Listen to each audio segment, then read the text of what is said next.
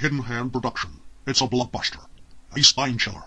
It's right in your face, but morons can't see it. It's the Calton Hove Curlergy Plan, starring Angela Murky-Bulls as the evil German cross-dressing communist traitor and puppet dictator, co-starring British puppet prime monster Theresa Maypole and a Home Secretary who stands as if he's had colonic irrigation where the water was substituted with a Vindaloo curry, including the British public that have been completely brainwashed and are unable to see what is happening to them. The Calton Hove what? Well, what can you do about it? Nothing. What time is Rectum Enders on television? I reckon we watch mainstream television and watch their news. I also read the Fartian newspaper.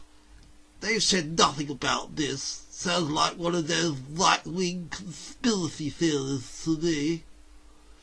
I thought I can't afford to buy a house.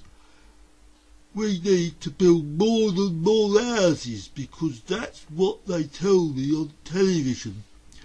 They also say it's because we are living longer and it's nothing to do with immigration. I believe everything they say as I'm unable to think for myself, and I also repeat what they say to other people so as to make myself sound intelligent. It's a race against time. Can the powers that be rely upon brainwashed dimwits, such as what you've just heard, to carry out their evil Calton Hove Curlergy Plan? Or will an increasing number of indigenous Europeans, who are intelligent enough to see through the lies, be able to prevent the planned cultural genocide? Coming to a city, town, or village near you are hordes of uneducated, criminal underworld invaders from the Third World. A hidden hand production. It's the Calton Hove Curlergy Plan. Warning, if you have a mental age that's equivalent to your shoe size and believe everything the controlled mass propaganda media tell you, don't go onto the internet and look up the Calton Hove Curlergy Plan, spelt COUDENHOVE hyphen KALERGI plan. Again, for the plans to succeed, it's essential you do not look this up and remain in complete ignorance. Hello, I'm Chris, and welcome to another broadcast. In order to understand why high-density metropolises are being built not only in Britain but throughout the Western world, it's essential to look at the bigger picture of what is really going on. We are led to believe we live in a democracy, but what is happening is far from democratic. It's nothing more than a mutated version of communism that's been refined in such a way that it makes the process of dictating to the populace more palatable. As I've said before, what is happening in Broxbourne, Hertfordshire, is a microcosm of an overall agenda. If nothing is done to stop the lunacy of destroying the green belt, within a short time we'll be living in an overpopulated hell. Communism is communism. However well dressed up to look like some form of utopia, it's the same old agenda that repeats itself over and over again, like a gramophone record that's got stuck in the groove.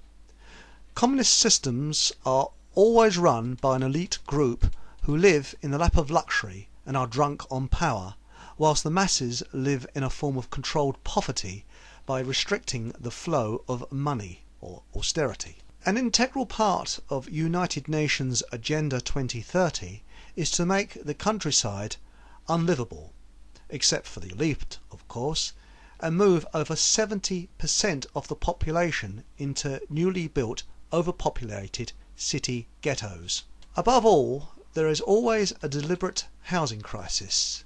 There usually isn't one, so they create one by either using mass immigration or, as Nicolae Ceausescu of Romania did, clearing the countryside and moving people into nondescript flats where they lived like sardines. This is done so that the population can be easily controlled and dictated to. The former Soviet Union flooded their satellite states with Russians in order to not only destroy the indigenous culture but also maintain a constant level of tension to prevent an uprising.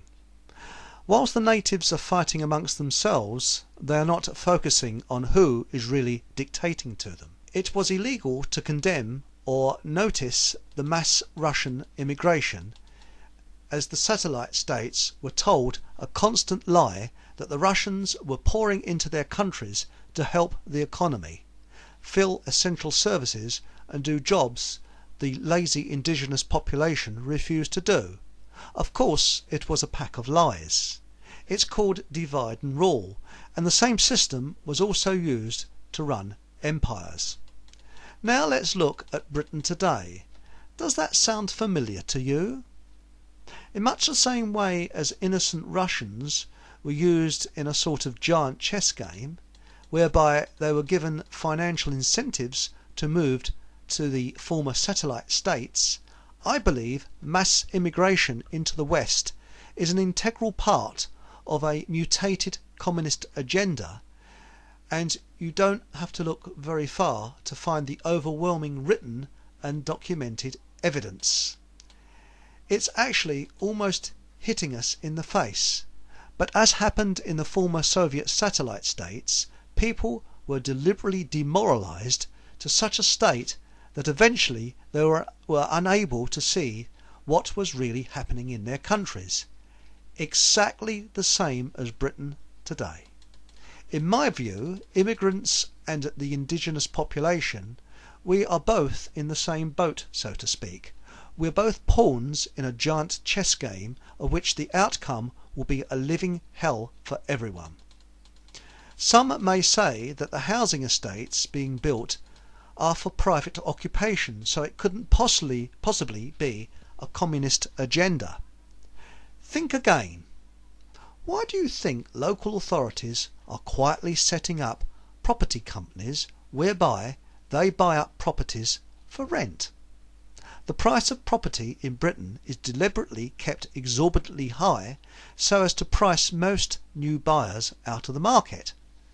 Communism does not allow personal ownership, especially of property. An engineered flip in the economy is an excuse to inflate prices even more, thus shutting greater numbers of people out of the property market. Already the elderly are being asset stripped in order to pay for their care that they have already paid for in national insurance contributions, thus preventing their children from getting their parents' property inheritance. The system is now designed to prevent young people buying property. When councils tell housing developers to allow 40% of their new builds for affordable housing, that is complete bunk. I believe the objective is for council property companies to buy up the majority of private property and, with the larger housing, move several families into one house, and also move the dregs of society amongst decent law-abiding citizens, an agenda that I've personally witnessed. So if you think your home will be surrounded by classy people buying their own homes, think again. More than likely you will get the dregs of society living near you who are renting the property off the council's property company. Remember, as mentioned earlier, there is often a policy of moving the dregs of society amongst decent law-abiding citizens. I'm not saying that everyone that rents property are the dregs of society. Far from it. Over the years, I've found that if you reverse official government statements, you will be correct more times than incorrect. For example, if it's officially said there is no cause for alarm, there generally is. To understand how governments work, you have to look into the mind of psychopaths, as, in my opinion, the system of government was designed by and for psychopaths. The book Political Ponerology is worth reading. Sometimes there's a fluke and occasionally a human, not a psychopath, gets to power, but they generally don't last long.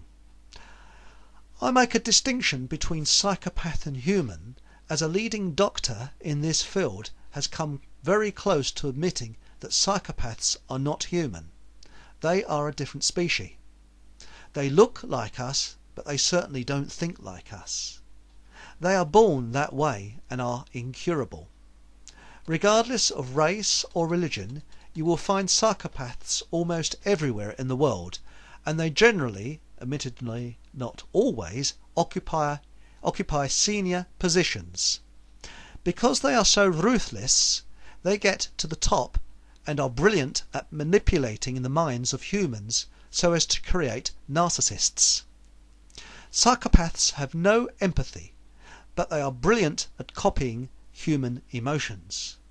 When first studying this subject, you start seeing them everywhere, but that's not the case, as wherever you go in the world, they remain a very small percentage of the population. In fact, statistically, very few psychopaths are in prison, as they are brilliant at loading the gun for others to fire, so to speak. It often takes a qualified professional considerable time to identify one. To a psycho, creating a living hell is pure heaven. They thrive on human misery, whilst giving the false impression they are doing everything in their power to create a decent society. They convincingly lie to your face without a hint of conscience. What they say and what they actually do are two different things. They are brilliant at manipulating the minds of humans to promote the human tensions that they thrive on. You know when leaders are psychopaths, as they are obsessed with three things: war, creating mass immigration, and death. They are a sort of death cult. In a way, the fictional character James Bond 007 is a psychopath, as he can kill without a hint of conscience. In that sense, we are conditioning adolescents to aspire to a murderer. I like people from different races and cultures, and have found the overwhelming majority of them to be kind and caring. Admittedly, there are always a minority in all cultures that are pure evil. It is the communist way to destroy culture, and that is exactly what they are doing today. They are not only destroying the indigenous population's culture, but also the culture of immigrants. Again, to reiterate, it's essential that indigenous and immigrants wake up. We join together and realise we are both being used as part of an evil agenda. I'm pleased to see an increasing tidal wave of people waking up to United Nations Agenda 2030, proof of what the overall plan is about. The Coudenhove-Kalergi plan is just an integral part of it. Part of the mindset of the social engineers who have devised these plans is to tell us exactly what they are doing, but tell us in a way that few people realise or dismiss as some form of conspiracy theory, even when confronted with overwhelming evidence. The powers that be rely upon tacit consent, and that is how they are getting away with it. It's time to wake up and realise what's really happening. What can I do about it?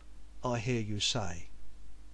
It should be remembered that the powers that be are there by our consent, and under the British Constitution, Magna Carta 1215, we have the power to peacefully and lawfully withdraw that consent, especially if treason under the 1848 Treason Felony Act, based upon the Sedition Act of 1661, is seen to be committed, which I believe it is. Thank you for listening, and to receive regular updates, please subscribe.